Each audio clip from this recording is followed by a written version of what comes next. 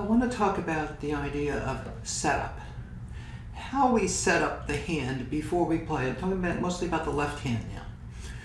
How we set it up before we even begin to do the walking exercises is very important.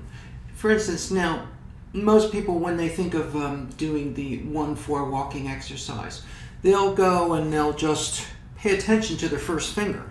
And they'll put the first finger down and pay no attention to what the other fingers are doing. What they're usually doing is crowding over here onto the first finger instead of being spread out. So if I do this, the exercise is going to go very badly. The exercise goes like this, 1 and 4 like that, which when you first learn it, of course, you're doing it extremely slowly.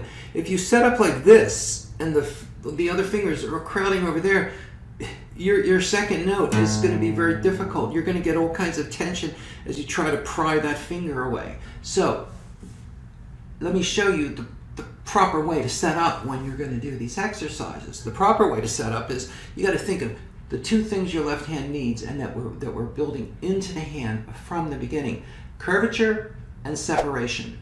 We need to be able to curl the fingers all the way. Okay, like this. Now, in normal life, we don't do this. That's why a lot of people have trouble with this, especially the pinky. The muscles that do this are here.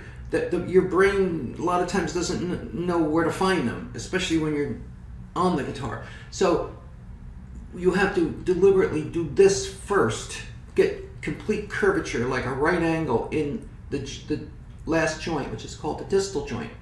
Then spread them, okay? And it is more difficult to spread the fingers. That's just an anatomical fact.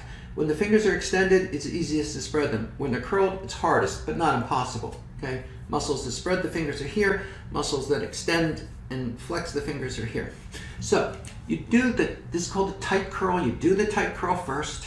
You bring your hand to the strings, and then you spread them. So you curl them and you spread them. Now my thumb is behind my middle finger. Now you're ready to do any of the walking exercises, the 1-4, the 1-3, the 1-2. Okay, so before you do the exercises, and actually before you play a lot of things, you want to make sure that your setup is correct. The setup is different for different things I might want to play. It's not always this, but for scales, most scales, it is like that. If I'm going to play like a scale like that, yeah, I'm going to come here, I'm going to spread my fingers out before I begin. I'm not just going to think of the first finger that I'm going to use, in this case the second finger.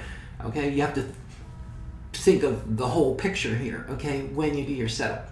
All right, so check your setup before you even begin any of the walking exercises in the Stage 1 class.